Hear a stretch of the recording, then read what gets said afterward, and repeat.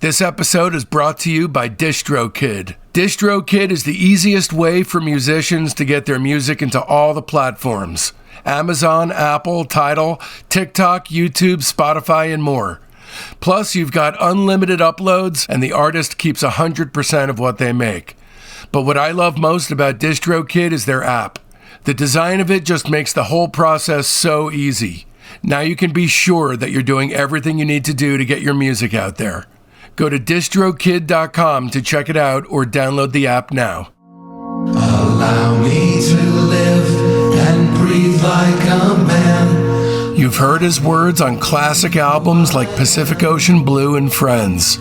His 1969 collaboration with Brian Wilson, A World of Peace Must Come, gained almost legendary status as one of pop's most storied lost albums, before being resurrected to great acclaim by Light in the Attic in 2008. Now you're cordially invited to take a trip into the mind of poet and songwriter Stephen J. Kalinich. Heyday Again Records presents I Love My Life, a postcard from one of the last standing poets of peace and excitation. Order your copy today. I Love My Life by Stephen J. Kalinich and Friends. You'll see why heavy hitters like Brian Wilson, Dennis Wilson, Paul McCartney, Steve Cropper, P.F. Sloan, and Diana Ross have all worked with him. I Love My Life by Stephen J. Kalinich. Order today at realgonemusic.com. Again, that's realgonemusic.com.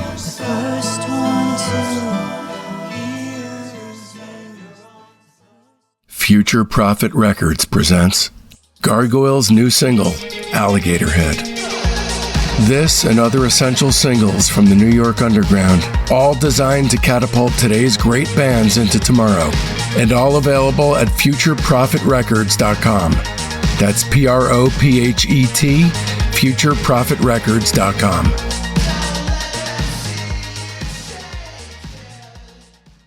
A lot of people tuning in to an episode about Billy Joel may have no idea who you are. So just to address that, you're sort of on the other end of the spectrum in some manners of thinking. Like, you come at things from a DIY perspective. You have your own record label, Teen Beat. You are fiercely independent. You've stayed true to your recorded output, your ideals from the very beginning, and never really digressed from it. So you're like the personification of punk as its true ideal, not in a Mohawk sense, but yet you can write a hook, as dastardly as Billy Joel can. Even when you were shooting out punk tapes, Yes, She Is My Skinhead Girl. That's an earworm. Thank you. I feel like Bill is a little, he kind of did it himself a little bit for a while there. He's like, I need a band manager. And Elizabeth, she became his manager. The Home Run. They ran the management from home. Are you saying that Teen Beat is built off the back of Home Run? No, but maybe we have a similar outlook on things.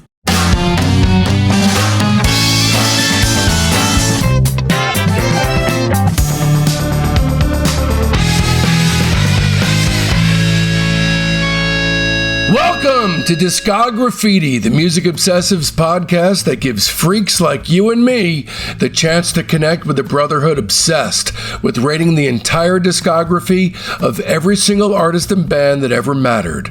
I'm your host, Dave Gebroe, and with 4 new episodes each week, you're going to gain a comprehensive knowledge of an act's history and output in the time it takes to listen to one album.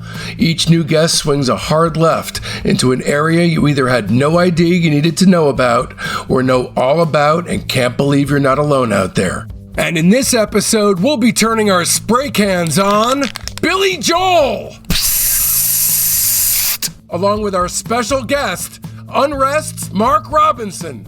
In this episode, I talk with the epitome of DIY punk spirit, who can also write a pop hook like the best of them, the great Mark Robinson. Of Unrest, Grenadine, Air Miami, Flin Flon, Uncomfortable Police, et al. And together we discuss Billy Joel's entire recorded output. If you're a longtime listener, then you know that I've harbored a longtime hatred of Billy Joel.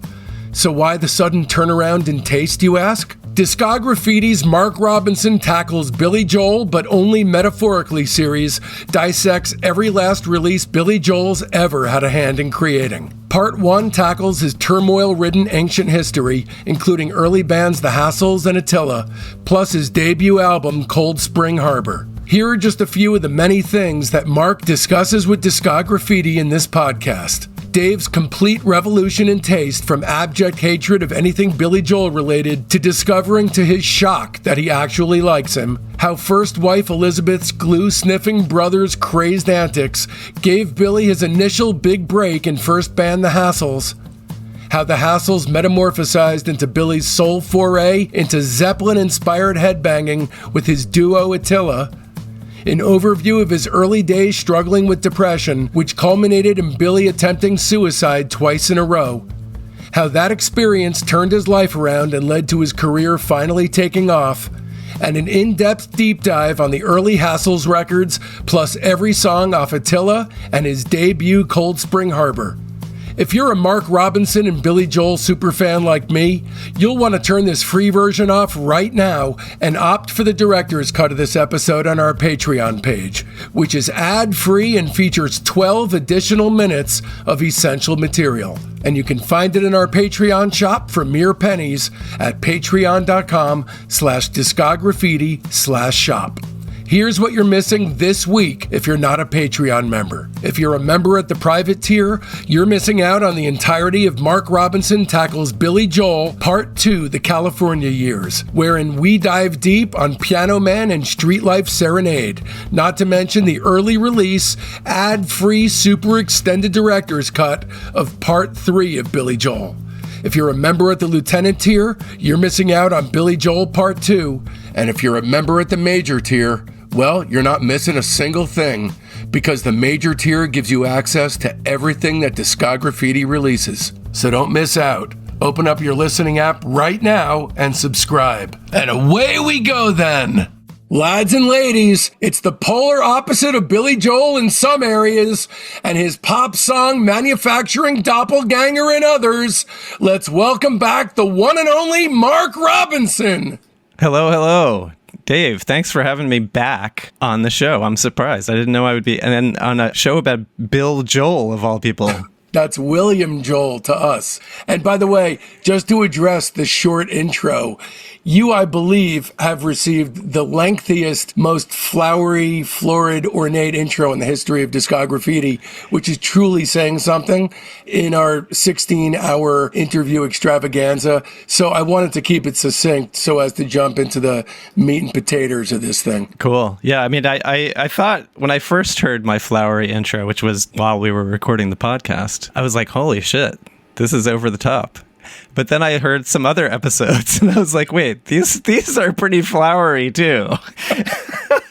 So I was like, I'm not that special. I was like, okay, I'm getting knocked off my pedestal a little bit. So I thought that was good. No, honestly, there's been a lot of guests on at this point. And when I think about intros that are completely batshit crazy, the one I think of is yours. You know, because usually there's like a short spot for a sort of surreal blackout section that has nothing to do with the guest's accomplishments. And yours drones on and on for a long time because your music and your recorded output. And let's face it, a lot of people tuning in to an episode about Billy Joel may have no idea who you are. So just to address that, you're sort of on the other end of the spectrum in some manners of thinking. Like, you know, you come at things from a DIY perspective. You have your own record label, Teen Beat. You are fiercely independent. You know, I mean, you've stayed true to your recorded output, your ideals from the very beginning and never really digressed from it. So you're like the personification of punk as its true ideal, not in a Mohawk sense, but yet you can write a hook, you know, without the ornate piano playing aptitude, but you can write a hook, you know, as dastardly as Billy Joel can. Is dastardly a word? My brain didn't have a problem with it. Okay. Yeah. You write killer pop hooks, you know, even when you were shooting out punk tapes. Yes, She Is My Skinhead Girl. That's an earworm. Thank you. I feel like Bill is a little, you know, he kind of did it himself a little bit for a while there. He's like He's like, I need a band manager. And Barbara, or whatever her name was, who calls him Bill. That's where I got the Bill thing from. You mean Elizabeth? Elizabeth. Yeah. Yes. Did I do any research for this? She became his manager, and then they called home run. Right. When it had nothing to do with baseball, they ran the management from home. I guess they had a little DIY thing going. Are you saying that Teen Beat is built off the back of Home Run? No, but maybe we have a similar outlook on things. Except I'm not nearly as bitter as this guy. But I guess we're going to get into that. So this episode is really important to me because a lot of people, up until right this second even, think that I'm joking when I say I'm doing an episode on Billy Joel. They still think I'm joking. And initially, I hated Billy Joel so much that it became less of this is a guy who's a human being and more of he's a concept who represents something. And the guy ceased to be a person to me. I was actually, a couple of years ago, I was going to do an April Fool's episode with a guy who ran one of the biggest Billy Joel fan sites. I told him that I was a rabid fan and was hoping that he didn't go back into Discograffiti's back history because there is a queasy listening episode about an innocent man. And he did go back and listen to it and knew that I was fucking with him and he wouldn't do it with me. Then I saw, like everybody else on the planet, I saw the entire documentary of And So It Goes. I saw it on vacation in Vermont. When I came home, just for shits and giggles, because I wasn't committing to liking Billy yet, but I just, because music is free now, I downloaded everything that Billy Joel ever did just to see if I still hated him. While I was downloading everything, you texted me. And what did you text? Oh, interesting. Wow, that's interesting. I didn't know you were I know you had seen the documentary. I didn't know you were downloading his songs. And sorry. And what was the question? what exactly? Because I have it twisted in my head that you pitched me to do Billy Joel. But what was it exactly as you remember it? Well, I saw the documentary as well. And I was just thinking, wouldn't it be cool? I don't know if we were texting about Graham Nash. No, maybe I pitched the Billy Joel thing, and then you were like, "You should come on with me and Graham Nash." And I was saying, I don't even know who Graham Nash is. Like, I know he was a player in Crosby, Stills, and Nash, but other than that, I'm like, I don't know what he looks like. I don't know what part he played in the band. And then I said, we should do Billy Joel together. And then you said something like, oh, I hate that guy, or something like that, I think. We could go back and look at the record. I may have said that, but I don't even think so, because honestly, certain things, if a performer or a songwriter goes a certain way in their life, I'm just a sucker. And one of them is going crazy from LSD. And another one is killing their mother, like Jim Gordon. But with Billy Joel, watching And So It Goes, as soon as I learned that he attempted to kill himself twice in quick succession before his solo career had even begun, it's like a crack ruptured in my psyche. And I was truly screwed from that moment forward. And, at that point, I was willing to reconsider that maybe I was wrong. I wasn't sure I was wrong. Mm-hmm. Okay. But I kind of saw this, this whole thing as an actual episode, but also as an important examination on my end about how my own taste works. Have you had any important revolutions in your own taste? I've always kind of just liked everything I've always liked. I don't think I've ever had any, how some people are like, well, you listen to New Kids on the Block when I was young, and now, boy, I can't believe I listened to that crap. Like, there's nothing like that. Like, there's another song. I mean, I'm just going to lose all sorts of respect from everyone listening here, but a song that people hate, kind of similar to how people hate Billy Joel, is Bye Bye American Pie by Don McLean. And I heard that as a kid. I liked it. I still like it. That song was number one when I was born. Do you know the song that was number one when you were born? Well, you don't want to hear this, but it was White Rabbit. Jefferson Airplane. Bring it on. Bring it on. Go ahead. That explains everything. So Mark and I, before our first interview, we're kind of like the couple that fights and then has really good sex, except without the sex part. We fight and then we have a really good interview. So with our first interview, I don't even remember. I think it was that I texted too much. And then this go round, I was going after Grace Slick for a long time to do Jefferson Airplane series because Jorma Kaukonen and Jack Cassidy are on board. And I just happened to be communicating with you when I found out that she said no. And I said a bad word. And I was really only saying it for catharsis purposes. But Mark, truly, I respect this about you.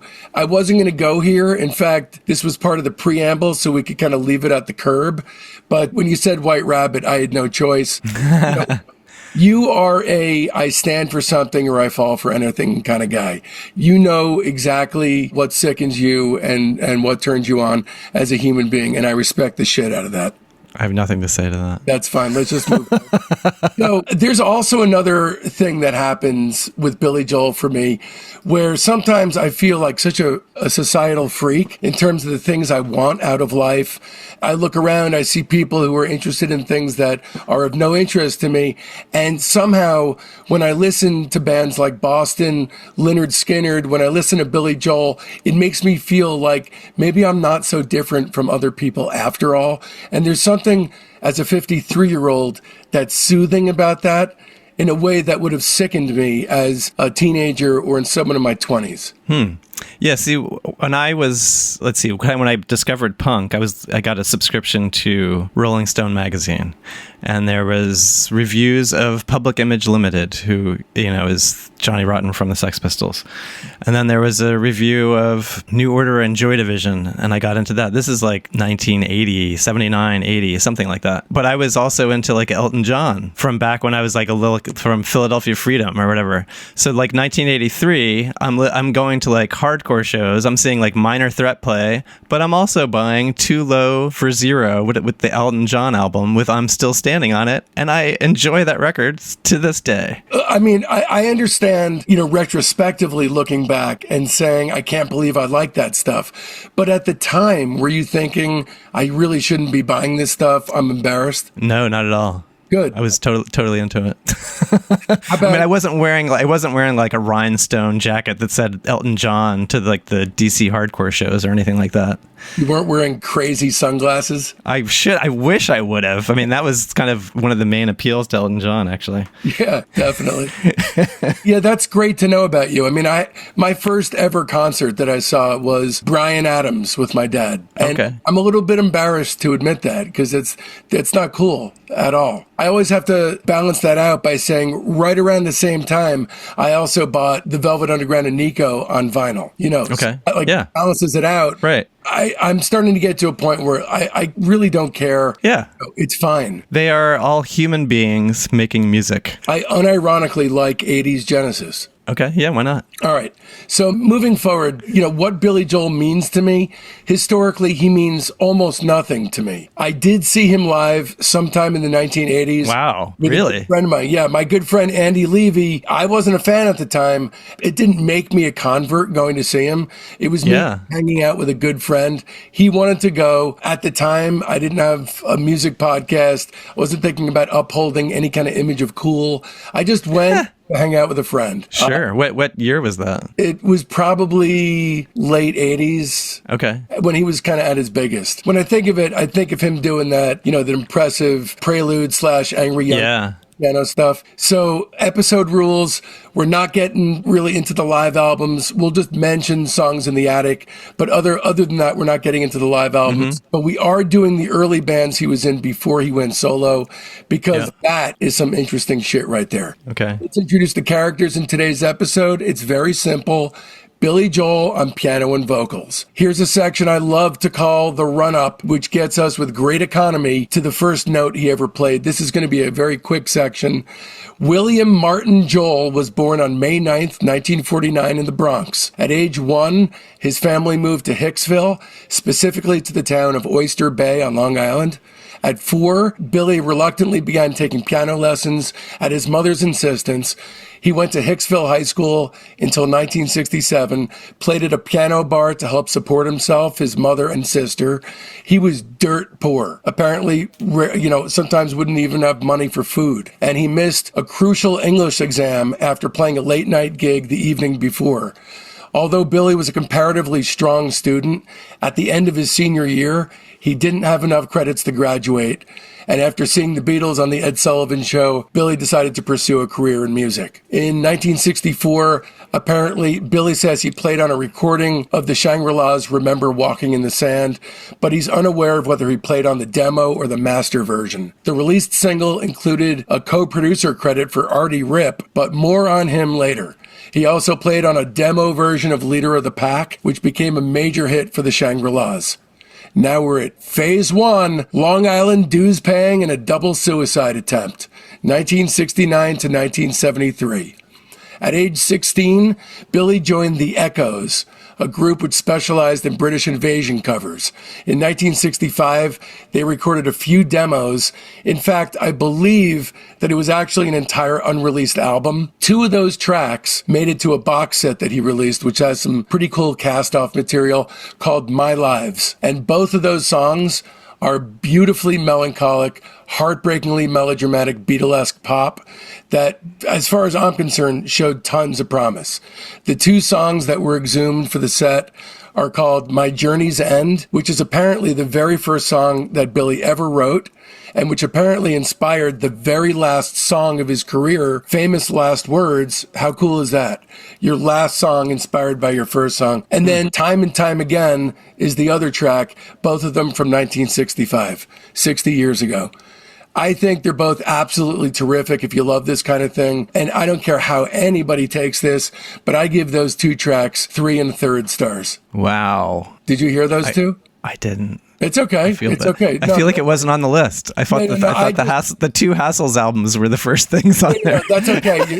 Look, anyone, if you know the I'm excited to hear them. If you know the band The Poets, just that minor key, sort of like really heartbreaking twist on Beatles stuff, like Yes, I Do. It's that kind of thing, and it's done really well.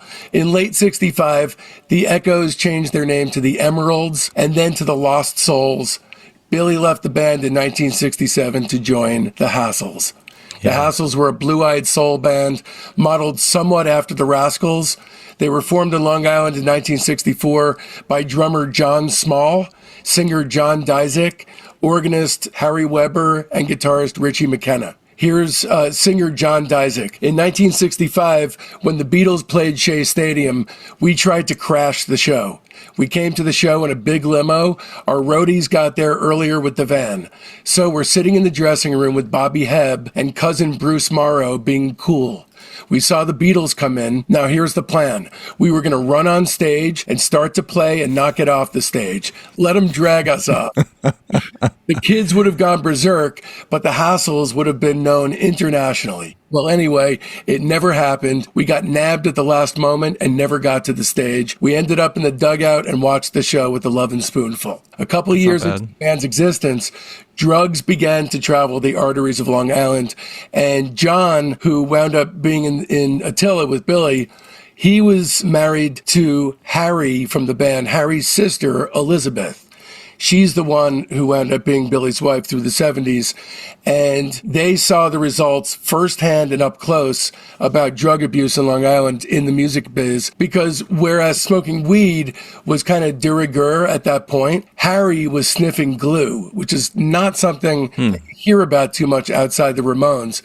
On stage, Harry would be really, really weird. On occasion, he would just let out a random scream.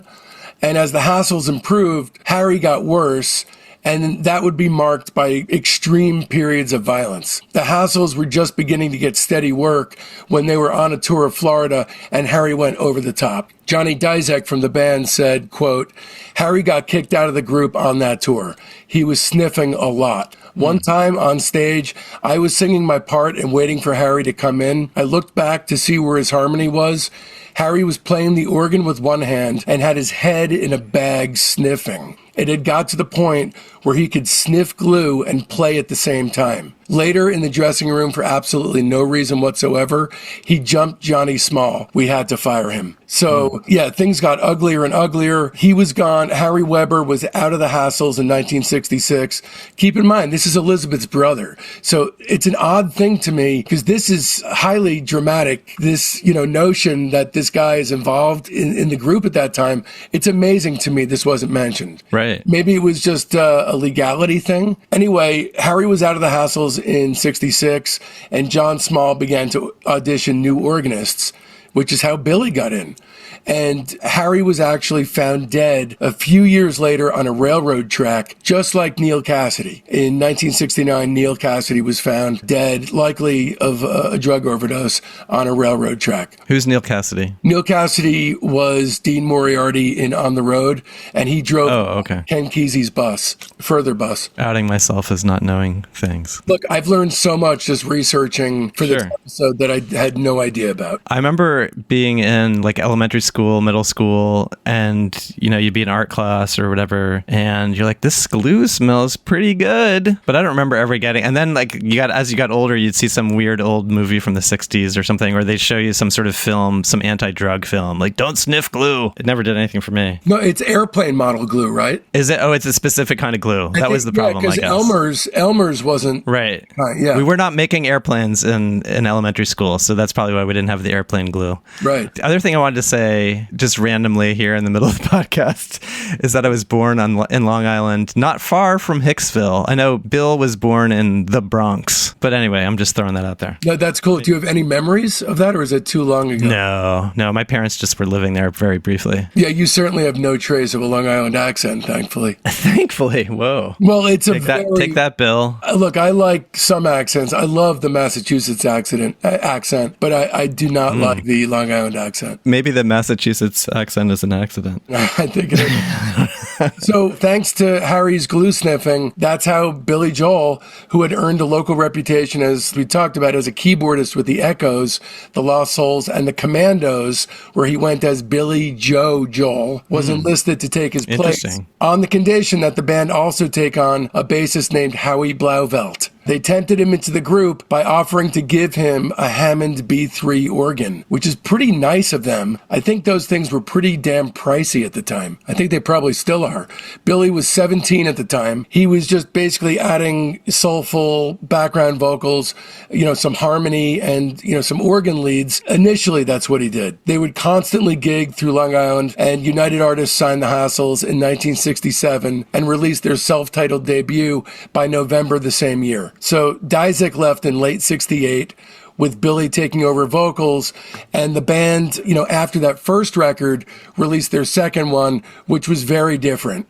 So for the first record, they were more of a sort of Long Island party band that mainly did covers. Oh, hi, I'm Dave Gebroe. I threw my career as a licensed hearing instrument specialist in the trash, sold my house, and moved to the East Coast with my wife and 5-year-old son in order to focus on making the ultimate weekly podcast for music obsessives thrive. But weekly wasn't enough for me, so I bumped it up to 4 shows a week.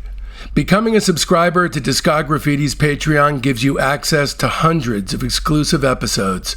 As a 2-show-per-week private, you get the weekly show by and for our Patreon family, the Discograffiti Soldiers of Sound podcast. As a 3-show-a-week lieutenant, you'll get early release, ad-free, extended director's cuts of the main show. They're the shows as they were intended to be heard. Plus, you'll gain access to half the Patreon archive and the upcoming Beach Boys Behind the Mirror companion episodes, which will feature dozens of special guests from within the Beach Boys camp talking about and rating their music. But as a 4-show-per-week major, you'll be drowning in a flood of must-hear binge listening, because I'll be bombarding you with episodes about super cool bands that are too subterranean for free Fridays. It's like going to music college, but with a tuition that makes all kinds of sense. Plus, our entire Patreon archive is yours. Discograffiti's Top 10, our Buried Treasure show, Rock Cousteau, our Slag Off show, Queasy Listening, and the Private Press with Paul Major. And all that for the price of only a cup of coffee a week. Times are tough, you say? Fret not, because there's a $1 tier. Or you could just join as a basic member and buy episodes piecemeal from our Patreon shop. Don't risk feeling badly about yourself by not giving. Check out patreon.com/discograffiti to find the tier that's right for you. Once again, that's patreon.com/discograffiti. This episode is brought to you in part by Bespoke LA. Located in the Fairfax district of Los Angeles, Bespoke LA is the modern podcaster's dream come true. It's got 2 podcast pods available, one with audio only and the other with both audio and video. Just think, you can start your own podcast tomorrow without investing a single penny in equipment. What, you don't have experience editing? Don't even sweat it. For an additional fee, Bespoke LA can edit your podcast. Or not, it's entirely up to you.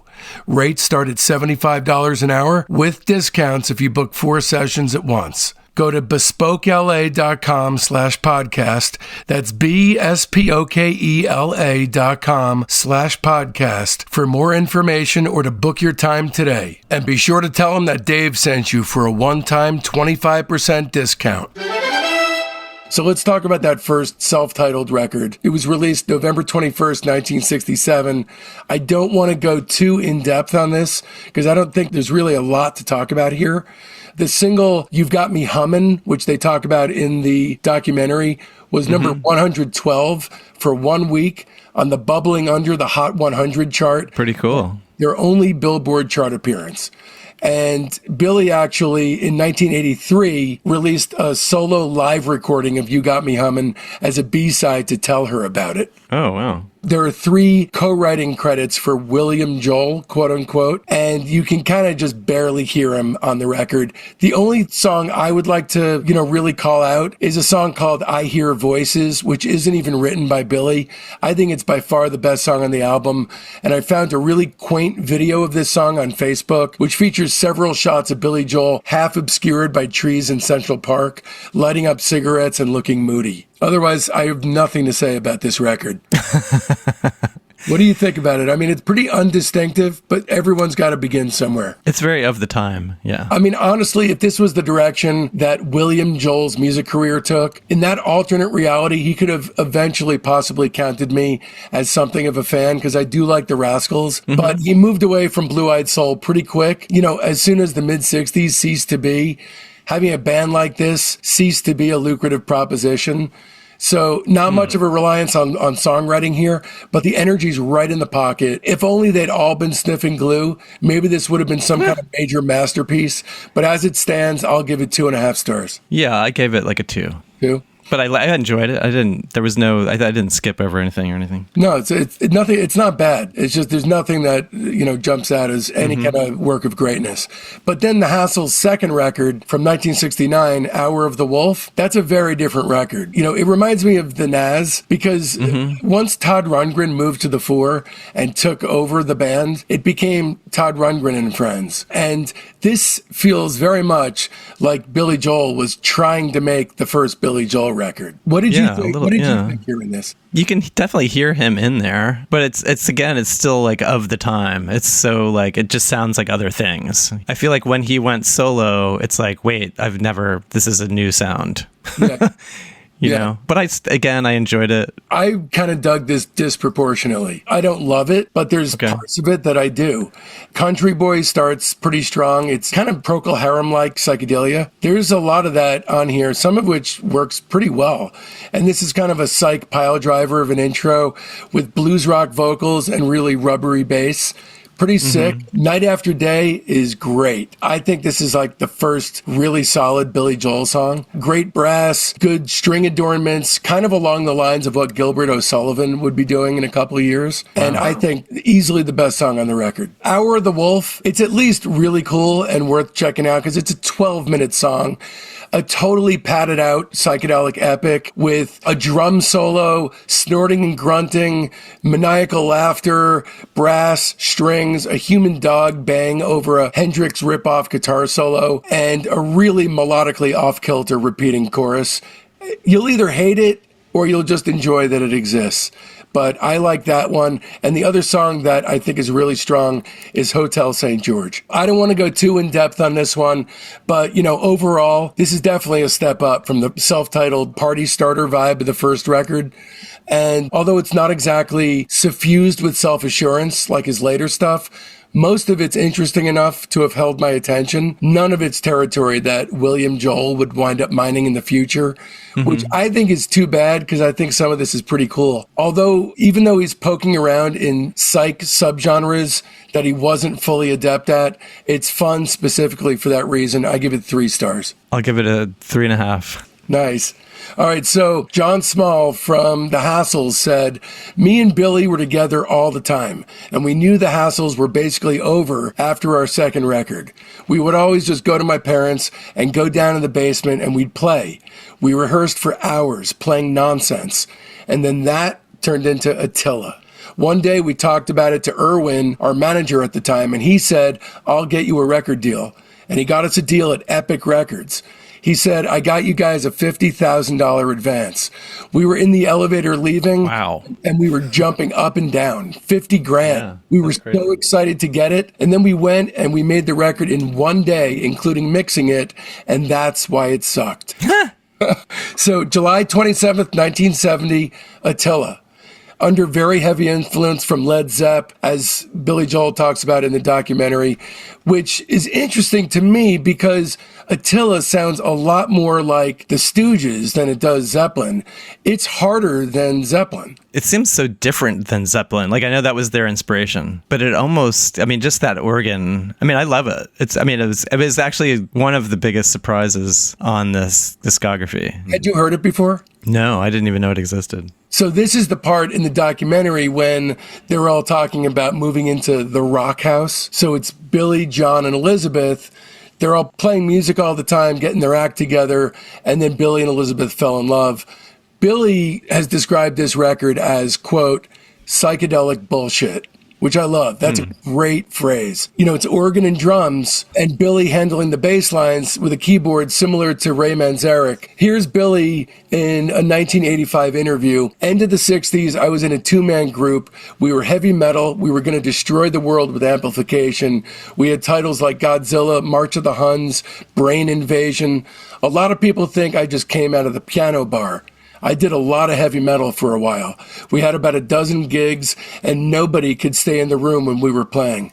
We drove people literally out of clubs, like, hey, it was great, but we can't stay in the club. Plus, then you look at the album cover, and it's perfect. I mean, it's good. How could that be any better? There's no more apt image to sum up the music. Right. It's incredible album cover. The raw meat.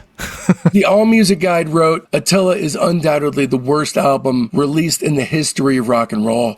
Hell, the history of recorded music itself. To me, I don't hear that. Obviously, Julian Cope loves it, and that's kind of all the information you need. All Music hates it. Julian Cope loves it.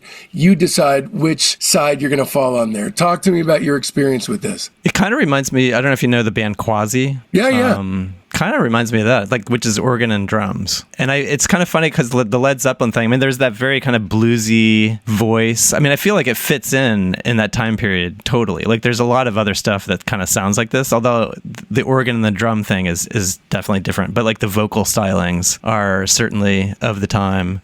But Led Zeppelin sounds really big. And this record, like, just sonically sounds small. It does. But it's still great. You know what? I think that's why it sounds and feels so pummeling, because trying to make a racket like that, yet coming across small, I think maybe it's the high end, the screechiness of it that, you know, comes across as such an attack on the senses. Because, you know, Led Zeppelin doesn't feel that way because of, you know, that largesse of the sonic palette. And going back to the organ, the distorted organ sounds pretty great. Like, it does. Not to take away from the overall sonic, maybe it doesn't have that low end or something, which makes it feel small, but the organ sounds incredible. I was surprised by it. Yeah. I mean, Brain Invasion in particular is like, it's actually not Led Zeppelin at all. It kind of sounds like circus music. Kind of reminds me of something like Giles and Fripp or something like that. Yeah, there's like a jazz, just on that one, there's something of a jazz element to it. My favorite part is the amplifier fire 2-parter, the March of the Huns part, the second part. There's some chanting in there that to me is the high point of the record. I think it's the moment where the Ben-Hur costumes and the plastic BS of the whole act falls away, and it actually feels real for a couple of really blissful minutes to me. Do you think that they wore the outfits while they were recording? I believe they didn't, but I sure hope they did. Yeah, exactly. Same here.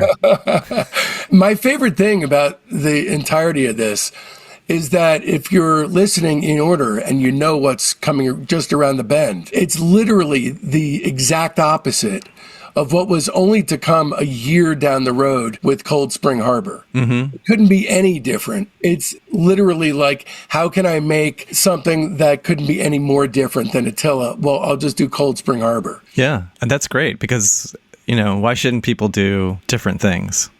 Yeah. Oh, yeah. I don't know if he was truly trying to get as far away from this sound as possible.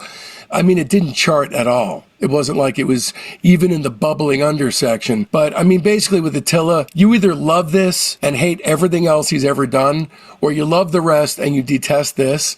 But I don't believe there's a lot of exceptions to that rule. Even by 1970s standards, there hadn't been too many albums harder than this one. And although he didn't exactly live the sound he was peddling, a la the Stooges, who would be drinking red wine and doing heroin. And, you have to hand it to the guy for going there, even though it was very much a one and done proposition. This is like being battered on the head repeatedly with a club. It is. Honestly, I think kudos to him for accurate. going there, and a little bit of shame on him for hating on it forever after. I'll give it 3.5. Yeah. I give it 2.5. Like, I enjoy, it's a very intriguing listen, but I can't say I want to go back and listen to it again. I listened to it, and I have to say, overall, I listened not just to Attila a bunch of times. I listened to every album a bunch of times.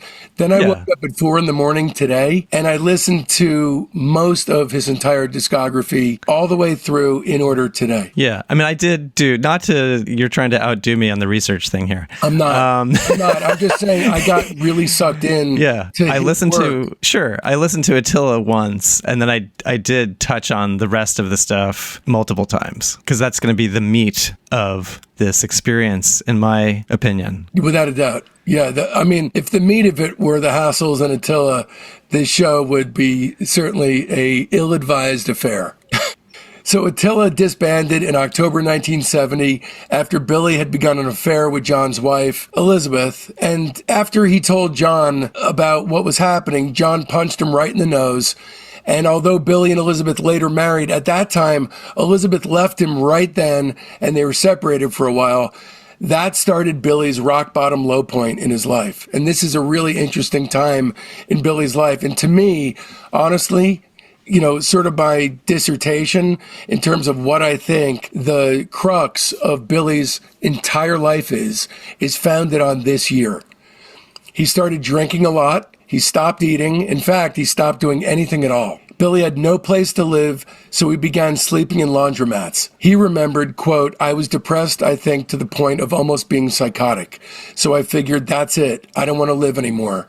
I was just in a lot of pain. I was sort of like, why hang out?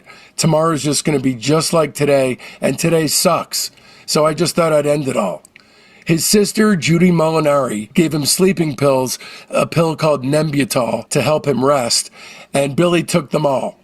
I went to go see him in the hospital, and he was lying there white as a sheet. I thought that I'd killed him. Then, after he got home, Billy attempted to end his life a second time by drinking a bottle of Lemon Pledge, and it was John Small who took him to the hospital that time around. Billy said, quote, "Even though our friendship was blowing up, John saved my life."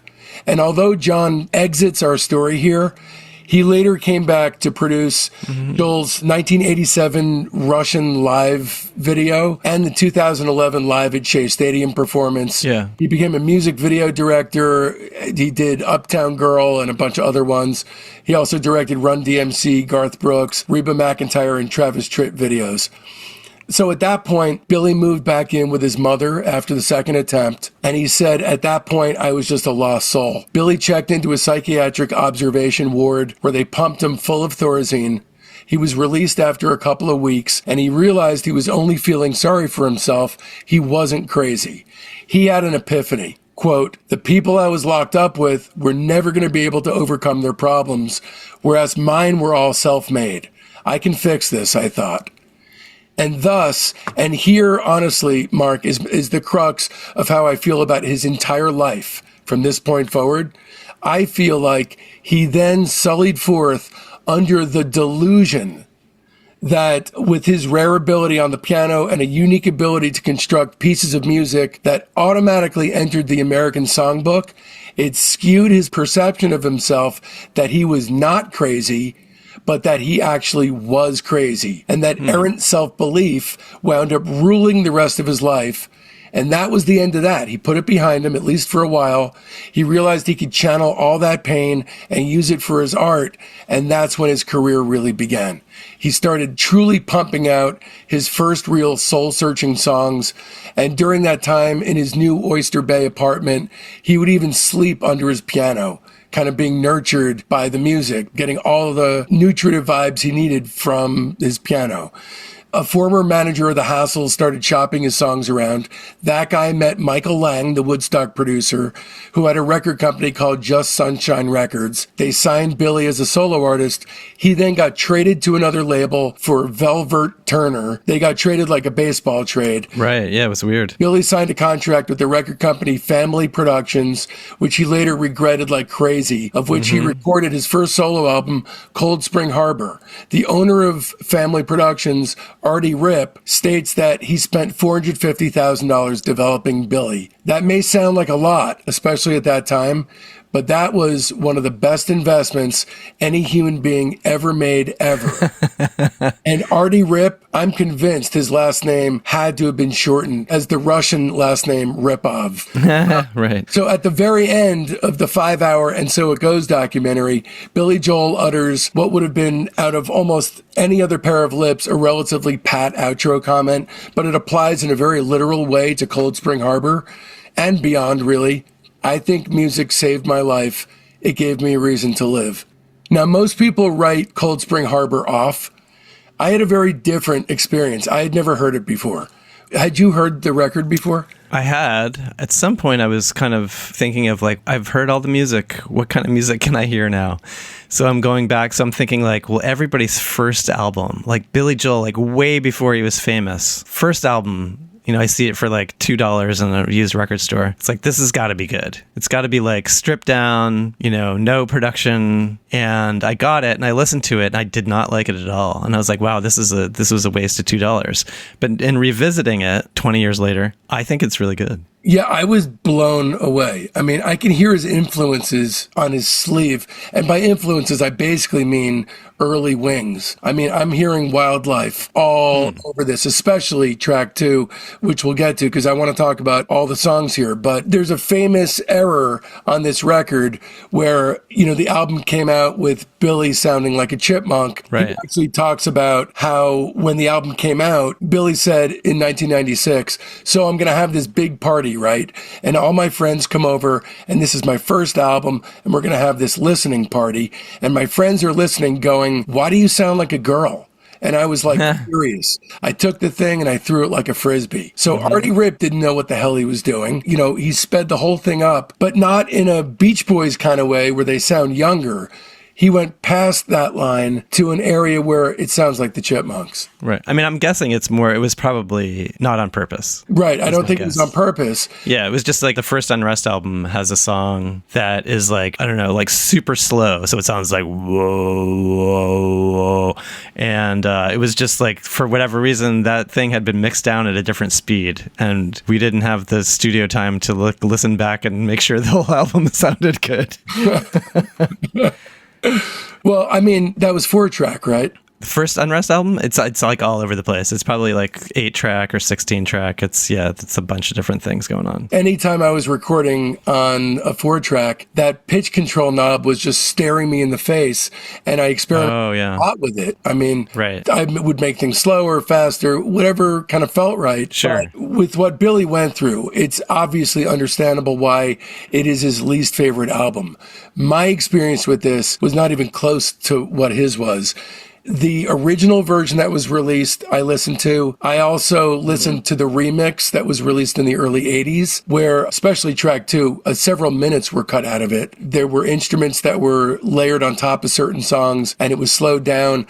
I even went onto a blog called Albums That Never Were, and they had a remix that got it even closer to what they thought Billy's voice would have been. And I just love it all. It's actually one of my favorite Billy Joel records. And I know that I lost credibility right now with real, true Billy Joel fans because even they don't like this. Really? Interesting. But it starts off with She's Got Away, which in early 82 peaked at number 23, but at the time it did not. This is about Elizabeth. And in the liner notes to Songs in the Attic, he wrote, written in 1970, I still feel the same way. It's minimal instrumentation. The most prominent instrument, obviously you have Billy's piano, and there's a little bit of bass and some cymbal crashes, and that's it. Then on the remix, they incorporate some strings. And in 1981, around the same time Songs in the Attic came out, he said, I thought it was cornball for years. I had trouble singing it at first. Then I got into it and decided everybody has a cornball side, I suppose. This was on a 5-song demo tape, and he made that tape in an unsuccessful attempt to get an initial solo recording contract with Paramount. And I think there's some suicide residue amongst the schmaltz. Even in the opening lyric, she's got a way about her. I don't know what it is, but I know that I can't live without her. I've read that this is kind of in order what his life was like from meeting Elizabeth up to the suicide. All right, that about does it. To hear the rest of this episode, just visit patreon.com/discograffiti and either purchase the director's cut of Billy Joel Part 1 as a one-off, or better yet, just subscribe as a lieutenant or higher. Stay tuned, because next week brings upon us Part 3 of our Billy Joel series, featuring Mark Robinson from Unrest. Okay, here's the week up ahead. This Sunday, our weekly show within a show, the Discograffiti Soldiers of Sound podcast, drops for our Patreon's private tier. These are real people with talent and a burning fire deep inside, just like you and I. Then come Monday, the major tier gets a very special treat. Monday's bonus episode is part 2 of our Billy Joel series, wherein Billy signs with Columbia Records, moves to Malibu, and makes Piano Man and Street Life Serenade. There will be a very short sneak peek running publicly for free on Monday morning, but the entirety of the show will only be accessible on the major tier of our Patreon. Don't miss it, or you'll only be getting part of the story. And then on Wednesday, the Lieutenant tier gets their early release, ad-free, super extended director's cut of Part 3 of our Billy Joel deep dive with Unrest's Mark Robinson. It's the episode as it was truly intended to be heard, with all the essentials left intact. And then come Friday, everyone else gets to join in on the action. A heartfelt Discograffiti thanks goes out to my beautiful wife and son, Jen and Mason, Mark Robinson, Billy Joel, Rudy Fishman, Becky Boyd, Bespoke LA, my mom, my dad, my incredibly loyal fans, and especially the entire Patreon community, the Soldiers of Sound. I love every last one of you, and this show would not exist without you, my friends. Speaking of friends, it's high time for some new ones. They're in our Facebook group, Discograffiti Soldiers of Sound. That's the best way to find out what's coming up on the show, but there's a hell of a lot more. You get recaps of the day in music history, the ability to pitch questions to guests, polls that put you in the driver's seat on guest and band decisions, access to a thriving creative hub if you're looking for a collaborator, and much, much more. So make sure you don't miss out. You can find the link to the Discograffiti Soldiers of Sound Facebook page right there in the show notes. And if you don't mess with the Zuck, no sweat. Just email me at info@discograffiti.com and I'll keep you in the loop. So now that it's done and you want more, another way to dive even deeper into that liminal zone right smack dab in between Mark Robinson and Billy Joel is to leap head first into Dean Wareham Rates Galaxy 500. That's episodes 205 to 207. Sonic Boom rates Spaceman 3, that's 183 to 186. Bill Medley rates The Righteous Brothers, that's 181 and 182. Jenny Toomey and Kristen Thompson rate Tsunami, that's episode 180. Michael Imperioli rates The Smiths, that's 164 and 165. The Pixies, that's episode 18.